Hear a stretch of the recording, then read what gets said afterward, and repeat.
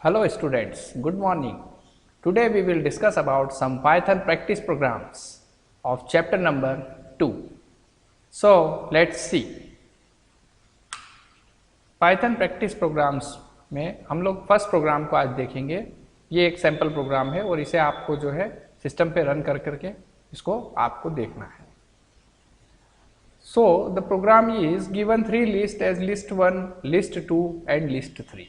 Write a program that add list 2 and 3 to list 1 as a single element each. The resultant list should be in order of list 3, element of list 1 and list 2. यानी यहाँ पर आपके पास तीन list है, उन्हें आपको एक list के अंदर सिंगल एलिमेंट की तरह उन्हें आपको ऐड करना है. तो कैसे ऐड करेंगे वो हम इस प्रोग्राम में देखते हैं. Suppose we have list 1 equals to ABC, list 2 is equal to HIT and list 3 जो है वो 0 1 2. लिस्ट 1 और 2 जो है वो कैरेक्टर टाइप है और लिस्ट 3 जो है वो न्यूमेरिक टाइप है, लेकिन यहाँ पर स्ट्रिंग टाइप है बिकॉज सभी के आसपास जो है इन्वर्टेड कॉमा लग रहा है, सिंगल इन्वर्टेड कॉमा. देन तीनों लिस्ट हमने डिफाइन कर दी. उसके बाद में हम एक मैसेज से इन्हें प्रिंट करवा देंगे ताकि यूज़र को ये रहेगा कि हाँ मेरी ओरिजिनल लिस्ट जो थी वो ये है. अगेन लिस्ट 1, लिस्ट 2 और लिस्ट 3 तीनों को हमने प्रिंट करवा दिया. अब नेक्स्ट जो मेन फंक्शन है, जो मेन ऑपरेशन है वो अब परफॉर्म होगा. First of all we have to adding list 2 as a single element at the end of list 1. यानी लिस्ट 2 को हम एज ए सिंगल एलिमेंट, यानी कि वो सिर्फ एक पूरी लिस्ट के जो डाटा है उसको सिर्फ एक सिंगल एलिमेंट हम लोग एज्यूम करके लिस्ट 1 में ऐड करेंगे. तो नया एलिमेंट लिस्ट के लास्ट में ऐड करना है तो हम लोग अपेंड मेथड का यूज़ करेंगे जैसा कि हम पढ़ चुके हैं. तो append by the help of append method we can add list 2 in list 1. So what is the syntax? Follow this step. List 1 dot append list 2. List 1 में अपेंड की हेल्प से लिस्ट 2 जो है as a single item add हो जाएगा. Next is adding list 3 as a single element at the start of list 1. List 1 की starting position पे हमें लिस्ट 3 को एज ए सिंगल एलिमेंट हमें ऐड करना है, लेकिन वो स्टार्टिंग पोजीशन पे आ जाए. इसके पहले जो मेथड थी अपेंड मेथड, वो लास्ट में एक नया एलिमेंट ऐड करेगी लिस्ट 1 में, लेकिन अब ये चाह रहे हैं कि लिस्ट 3 वाले जो एलिमेंट्स है वो लिस्ट 1 के अंदर स्टार्टिंग एलिमेंट्स के फॉर्म में स्टोर हों. तो यहाँ पर लिस्ट 1 डॉट इंसर्ट मेथड लगाएंगे और 0 पोजीशन पे, यानी दैट मीन्स ये 0 जो है इंडेक्स नंबर है लिस्ट का, तो 0 पोजीशन पे लिस्ट 3 के एलिमेंट जो है यहाँ पर ऐड करना है.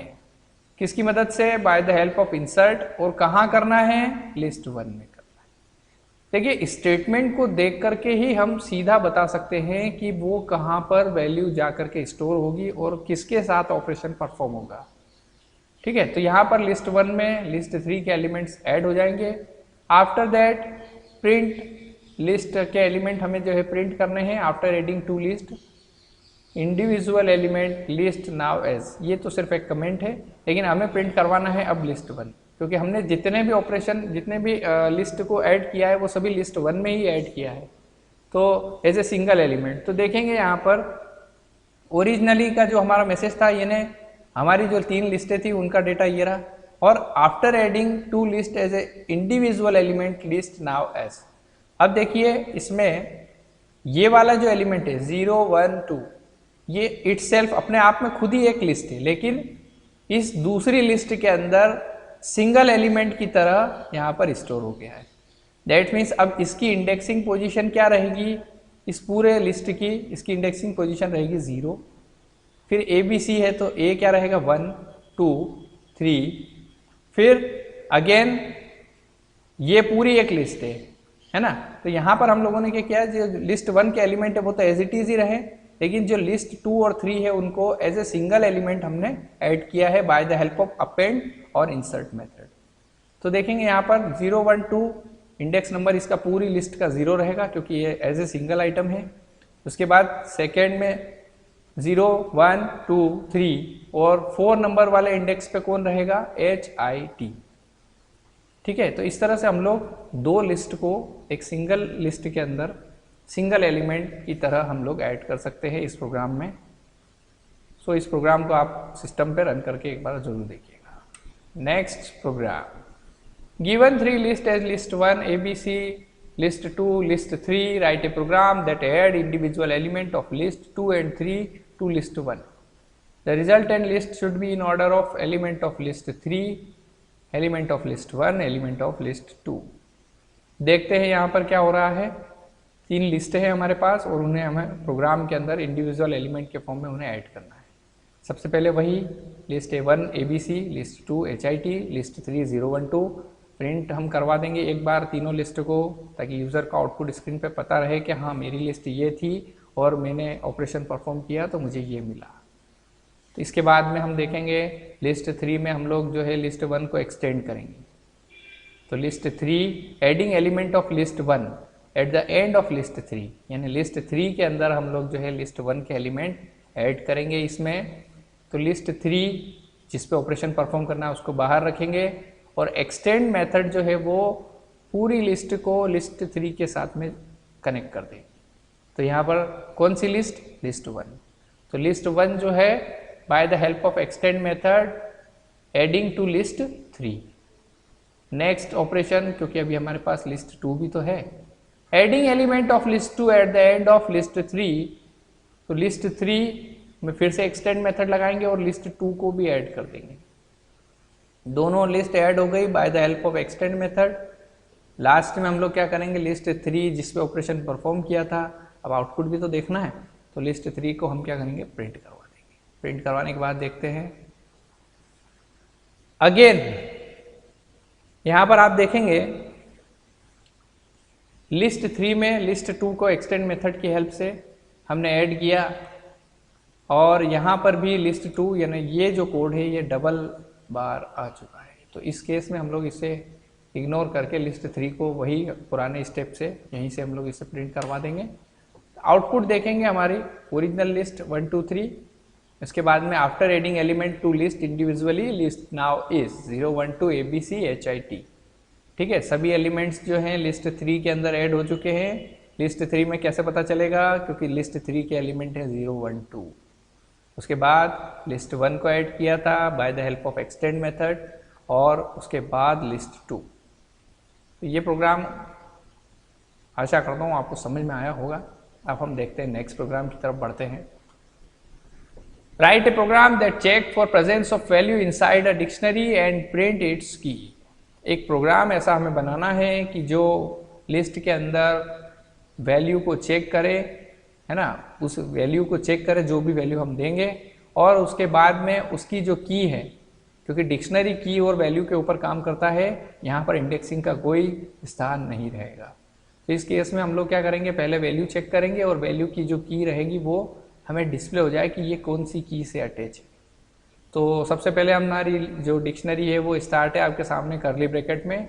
इन्फो नाम का एक वेरिएबल है, उसमें रिया एक की है और उसकी वैल्यू है CSC। मार्क की है, उसकी वैल्यू इको।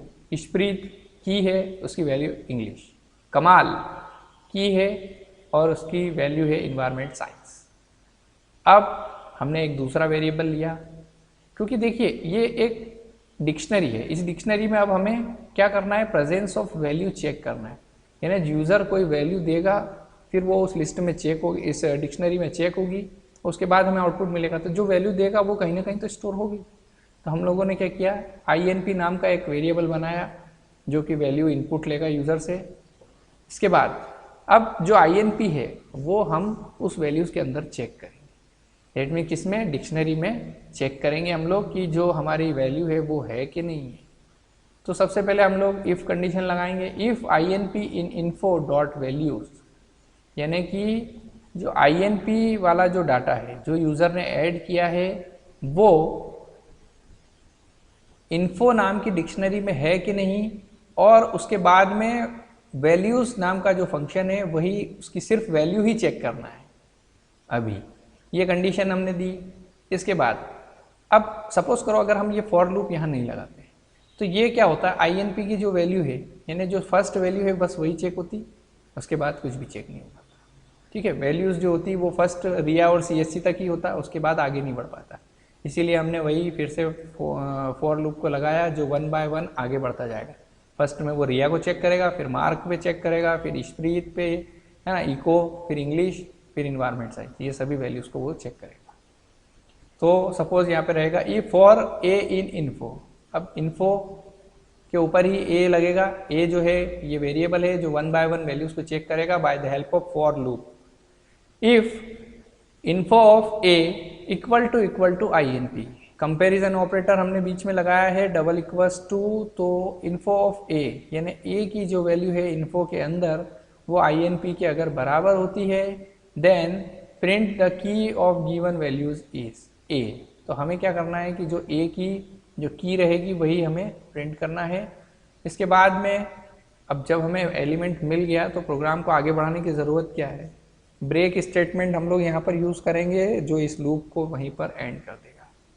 क्योंकि वैल्यू मिल गई है तो स्टेटमेंट आगे बढ़ाने से कोई मतलब ही नहीं है, हमें फर्स्ट में ही अपनी वैल्यू मिल गई या सेकेंड में ही हमारी जो वैल्यू है, तो कंडीशन में हमने यहाँ पे क्या किया, ब्रेक स्टेटमेंट लगा दिया। अब सपोज करो यूज़र ने कोई ऐसी वैल्यू दे दी जो है ही नहीं, डिक्शनरी के अंदर नहीं है, प्रेजेंट ही नहीं है, उस केस में हम लोग क्या करेंगे, एक और कंडीशन लगाएंगे, एल्स में हमें मैसेज मिलेगा given value doesn't exist in dictionary. जो आप वैल्यू डिक्शनरी में डाल रहे हैं वो वैल्यू जो है, जो सर्च करना चाह रहे हैं वो वैल्यू है ही नहीं उसमें। सपोज दोनों कंडीशन हम लोग यहाँ देखेंगे, suppose value to be entered for environment science, user ने सर्च किया इन्वायरमेंट साइंस, तो इसकी वैल्यू क्या, इसकी की क्या रहेगी, the key of given value is कमाल। नेक्स्ट है the enter value to be searched for. अब इंग्लिश, ठीक है, तो इंग्लिश में आप देखेंगे ENG और ये आउटपुट दे रहा है given value doesn't exist in dictionary. आप कहेंगे सर ENG ये है तो सही, फिर आपने ENG पे सिस्टम ने एरर क्यों दिया, तो आप ज़रा ध्यान से इसे चेक करेंगे, ये ENG में E कैपिटल है और ये ENG में E स्मॉल है। तो पाइथन जो है केस सेंसिटिव है, as it is word to word check होता है, तो यहाँ पर देखा फर्स्ट वर्ड ही आपका गलत हो गया, तो ये वैल्यू डिक्शनरी में नहीं है, दैट मीन्स स्प्रीट शो नहीं होगा। इस छोटे से पॉइंट को आप लोगों को ध्यान रखना पड़ेगा। नेक्स्ट प्रोग्राम की तरफ बढ़ते हैं। Write a program that read a string and check whether it is palindrome और स्ट्रिंग और नॉट। सबसे पहले बात करें, एक प्रोग्राम हमें ऐसा लिखना है जो पैलिंड्रोम चेक करे, जो भी चीज़ हम लिखें कि वो पैलिंड्रोम है या नहीं। सबसे पहले हम ये समझते हैं कि पैलिंड्रोम होता क्या है। तो ऐसे वर्ड जो हम लोग अगर फॉरवर्ड साइड से पढ़ेंगे, इस तरफ से लेफ्ट से राइट अगर पढ़ेंगे तो भी उसका मीनिंग वही निकले, और राइट से लेफ्ट की तरफ अगर पढ़ते हैं उन वर्ड्स को अपोजिट, तो भी उनका मीनिंग वही निकलेगा। सोचिए ऐसे वर्ड कौन से हो सकते हैं। फॉर एग्जाम्पल है, एक वर्ड मैं आपको बता देता हूँ, मलयालम। मलयालम को अगर आप मलयालम की स्पेलिंग लिखेंगे और उसके बाद में अगर फर्स्ट से लेकर लास्ट तक पढ़ेंगे और लास्ट से वापस फर्स्ट पे पढ़ेंगे तो भी आपको वही मलयालम ही मिलेगा। इसी टाइप से और भी बहुत सारे वर्ड हैं। तो हम जो भी वर्ड लिख रहे हैं वो पैलिंड्रोम है या नहीं, उसके लिए आप प्रोग्राम बनाइए। तो ये प्रोग्राम हम देखेंगे स्क्रीन के ऊपर, इसे आपको सिस्टम पे प्रैक्टिस भी करना है। स्ट्रिंग एक वेरिएबल जो एक वैल्यू या एक स्ट्रिंग को इनपुट करेगा। नेक्स्ट स्ट्रिंग एंटर हो गई है साहब, और वो स्टोर हुई है इस वेरिएबल, स्ट्रिंग नाम की वेरिएबल। इसके बाद लेंथ फंक्शन है। लेंथ फंक्शन जो है वो क्या करेगा, len of string. Length function, length ये एक वेरिएबल है और लेन फंक्शन है। ये स्ट्रिंग के ऊपर लगाया तो स्ट्रिंग की जो भी लेंथ होगी वो हमें यहाँ पे मिल जाएगी। वो स्टोर कहाँ पर होगी, लेंथ पे। इसके बाद एक वेरिएबल और लिया, middle, mid equals to length upon 2। Suppose यहाँ की जो लेंथ है अगर 6 है तो 6 अपॉन 2 दैट मीन्स 3 जो है वो मिड में स्टोर हो जाएगा। ये क्यों किया है ये आपको आगे समझ में आएगा। नेक्स्ट एक वेरिएबल लिया है रिवर्स इक्वल्स टू -1, है ना, REV इक्वल्स टू -1। -1 इसकी वैल्यू क्यों रखी, क्योंकि ये रिवर्स में स्ट्रिंग को चेक करेगा। मलयालम जो वर्ड है सपोज कीजिए वो फ्रंट से, इधर से लेफ्ट से राइट भी चेक होगा और राइट से लेफ्ट भी चेक होगा। तो जब स्ट्रिंग राइट टू लेफ्ट जाती है तब वहां पर इंडेक्सिंग कौन सी लगती है, बैकवर्ड इंडेक्सिंग। और बैकवर्ड इंडेक्सिंग स्टार्ट फ्रॉम -1 और फॉरवर्ड इंडेक्सिंग जो है वो 0 से स्टार्ट होगी। तो यहाँ पर हम देखेंगे रिवर्स के लिए हमने एक वेरिएबल इनिशियलाइज कर दिया है -1 से। नेक्स्ट इज एक लूप लगाएंगे फॉर ए, एक वेरिएबल है, ये जो लूप चलेगा ये मिड के ऊपर चलेगा। तो मिड की वैल्यू अभी यहाँ पर एक एग्जांपल के लिए हमने देखी थी 3 वैल्यू थी, ठीक है 3। तो ये जो वेरिएबल है ये 1 2 3 इस टाइप से इस मिड की वैल्यूज को चेक करेगा। इसके बाद if string of a equals to string of reverse, है ना। अब यहाँ पर हमारा मेन जो फंक्शन है वो स्टार्ट हो रहा है कि यदि स्ट्रिंग ऑफ ए की वैल्यू स्ट्रिंग ऑफ रिवर्स के बराबर है, दैट मीन फ्रंट में स्ट्रिंग ऑफ ए कौन सा है ना। ए की वैल्यू कैसे स्टार्ट होगी, सपोज यहाँ पर मिड की वैल्यू 3 में से सबसे स्टार्टिंग होगी 0 से 0 1 2। तो 0 अगर ए की वैल्यू है तो 0 पोजीशन पे ए जो है वो स्ट्रिंग के अंदर आपका फर्स्ट कैरेक्टर को चेक करेगा। फर्स्ट कैरेक्टर की वैल्यू अगर string of reverse, that means string of reverse यानी -1 इंडेक्सिंग हमने की है, यानी स्ट्रिंग जो भी हमारी स्ट्रिंग है ये, इसमें -1 पोजीशन जो है उसके ऊपर फर्स्ट लेटर को लास्ट वाले लेटर के साथ चेक करेगा। अगर फर्स्ट और लास्ट इक्वल है यानी दोनों बराबर हैं, यानी फर्स्ट में भी m है और लास्ट में भी m है, देन क्या होगा a के अंदर 1 जो है वो प्लस हो जाएगा। और जो रिवर्स है उसके अंदर क्या होगा, -1 के अंदर एक और -1 हो जाएगा, दैट मीन्स -2। यानी कि अब क्या होगा, a जो है वो इनिशियल पोजीशन क्या थी 0, तो 0 से अब वो आ जाएगा 1 वाले एलिमेंट को चेक करेगा, है ना। मलयालम तो m तो चेक हो चुका है, अब a की बारी। तो a जो है वो चेक होगा, लेकिन a की जो इंडेक्स वैल्यू क्या रहेगी, वो रहेगी 1। तो 0 + 1, तो a की वैल्यू अभी यहाँ पर हो गई 1, और रिवर्स जो होगा वो -1 इनिशियलाइज था, तो -1 से अब हो गया -2। अब ये जो कंडीशन हमने यहाँ जो बनाई है ये आपकी फॉर लूप के अंदर है, तो ये कंटिन्यूअस 1 बाय 1 चलती रहेगी जब तक मिड की वैल्यू लास्ट में जाकर खत्म ना हो। सपोज कोई स्ट्रिंग आपने ऐसी लिखी है, सपोज कोई नेम लिख दिया, मान लो ब्रदर, तो ब्रदर जो है वो पैलिंड्रोम है ही नहीं। तो यहाँ पर अगर ये कंडीशन फुलफिल नहीं होगी तो आपको ये मैसेज मिल जाएगा जो भी स्ट्रिंग है वो पैलिंड्रोम नहीं है, और आपका लूप जो है वो ब्रेक हो जाएगा। अदरवाइज अगर ये कंडीशन फुलफिल हो रही है तो आपकी जो स्ट्रिंग है वो पैलिंड्रोम रहेगी, ऐसा मैसेज आपको मिलेगा। ठीक, तो यहाँ पर देखेंगे अगर सपोज मैंने मलयालम लिखा है ना, मलयालम अगर इसके आउटपुट में लिखा स्क्रीन पे, उन्होंने बोला कि इंटर ए स्ट्रिंग और मैंने लिख दिया मलयालम। मलयालम जो होगा उसका एक एक वर्ड यहाँ पर फॉर लूप से चेक होगा, चेक होने के बाद में अगर वो सही है तो यहाँ पर हमें ये मैसेज मिल जाएगा। अगर वो गलत है, अगर सपोज मलयालम में कोई भी चीज़ गलत है तो वो यहाँ पर हमें ये मैसेज मिलेगा कि वो पैलिंड्रोम नहीं है। एक बार आप इसे परफॉर्म करके देखिएगा, आपको बिल्कुल समझ में आएगा। नहीं समझ में आता है तो एक बार और इस वीडियो को आप देखिएगा, ध्यान से दिखेगा। और कभी भी किसी प्रोग्राम को अगर आपको समझना है तो आउटपुट को अपने दिमाग में रख करके समझिए कि आउटपुट में अगर मैं ये एंटर करता हूँ तो वो कहाँ जाकर चेक होगा और कहाँ से उसकी वैल्यू एग्जीक्यूट होगी। तो पैलिंड्रोम का प्रोग्राम इसके बाद, हालांकि हम लोग 11th में भी ये देख चुके हैं, तो आपको ज़्यादा प्रॉब्लम नहीं होगी। नेक्स्ट देखते हैं, write a program that string with multiple word and then capitalize the first letter of each word and form a new string.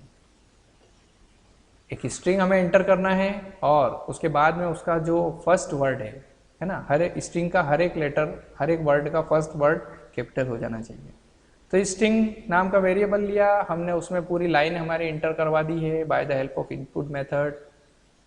फिर हम उसकी लेंथ कैलकुलेट करेंगे, फिर एक वेरिएबल लेंगे जो 0 से इनिशियलाइज होगा, और एक ये एंड पोजीशन के लिए हमने एक वेरिएबल लिया है जो कहाँ तक चलेगा, जब तक लेंथ रहेगी, है ना।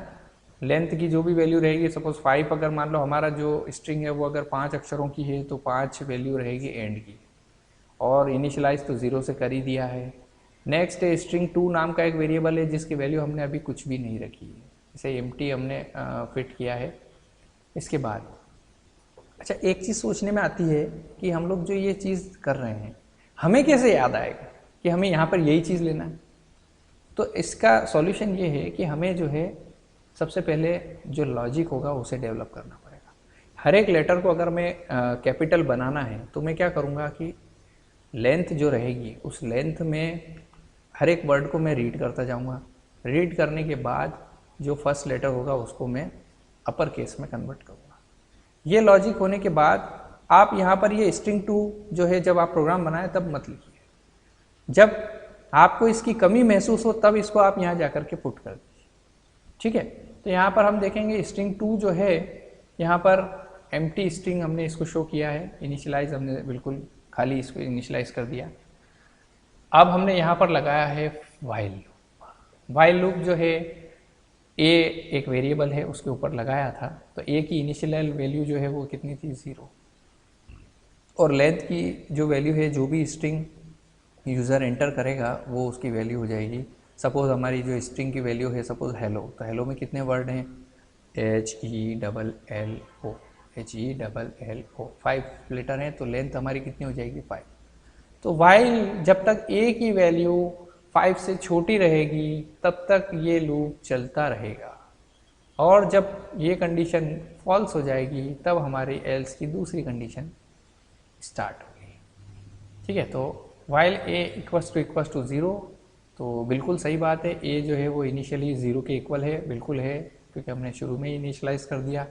जब ये हो तो स्ट्रिंग 2 के अंदर स्ट्रिंग जो आपकी है उसमें 0 वाली जो पोजीशन है वो अपर में कन्वर्ट होकर के स्टोर हो जाए, प्लस हो जाए। ठीक है, स्ट्रिंग 2 प्लस इक्वल्स टू, ये इक्वल्स टू है यहाँ पर, तो string 2 plus equals to string 0।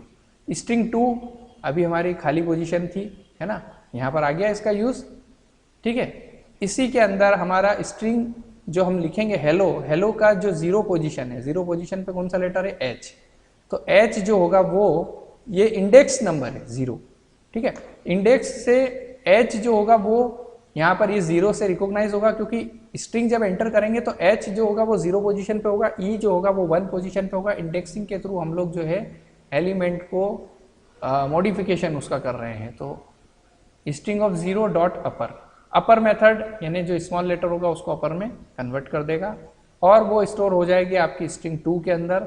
ठीक है, और स्ट्रिंग 2 अभी खाली, तो जो कैपिटल H होगा वो यहाँ पर आ जाएगा, तो अभी स्ट्रिंग 2 की वैल्यू हो गई कैपिटल A। और A plus equals to A plus 1, इसका जो मतलब होता है A प्लस इक्वल्स टू 1, इसका मतलब होता है कि A equals to A plus 1। तो A की वैल्यू कितनी थी 0, 0 के अंदर अब 1 हो गया है प्लस, दैट मीन्स अब वो क्या करेगा प्लस करके अगला लेटर चेक करने जाएगा। ठीक है, अगला लेटर जो है अभी इनिशियलाइज 0 से हुआ, अगली वैल्यू क्या रहेगी 1, A की वैल्यू 1 हो गई।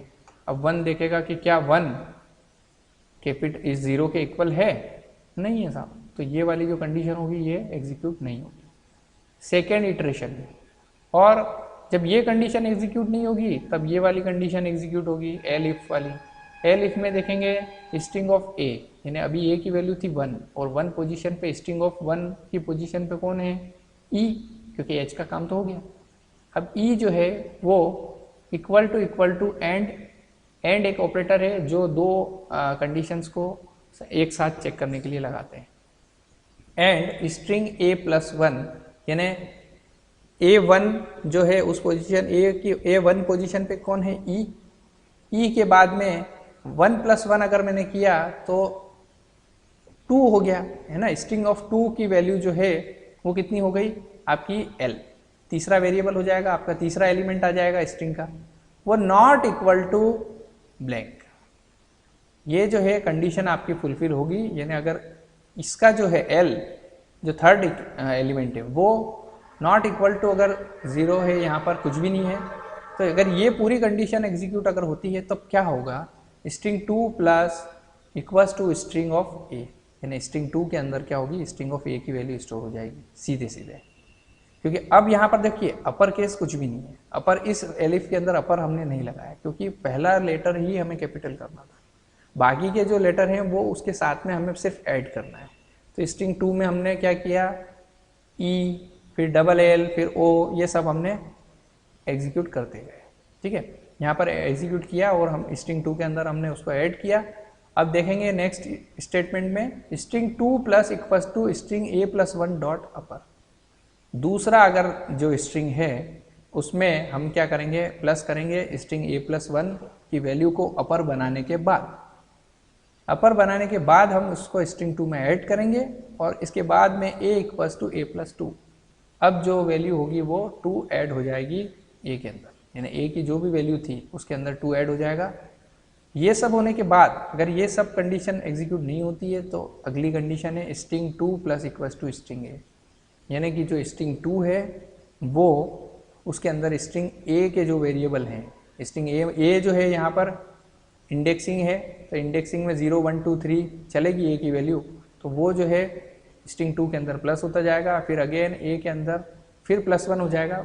+1 क्यों कर रहे हैं हम लोग, ताकि स्ट्रिंग में आगे हम उस लेटर्स को चेक करें। सपोज पहले एच को चेक किया, फिर ई, फिर डबल एल, फिर एल, फिर एल, फिर ओ।